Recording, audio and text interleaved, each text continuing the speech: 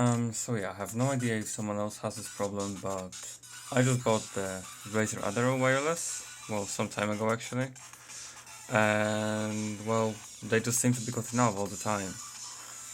First I thought that was caused by the Bluetooth issue, but then I got myself the Kinivo receiver, which is apparently really good and all fancy and great, but you see that the problem actually still persists. Like sometimes it just plays fine for like 10-15 seconds and then it just all gone. Yeah, like now. I mean, it's definitely a great pair of headphones. Maybe I have a faulty ones, I have no idea. I'm trying to contact Razer about the warranty, but as for instance now, I would not really recommend it to anyone. I mean, this is something that you really wouldn't expect to have from the wireless Bluetooth headset, right? Like, you just shouldn't cut off, especially since the Bluetooth receiver is roughly like, I don't know, 1 meter, 2 meters away. Much less than that actually.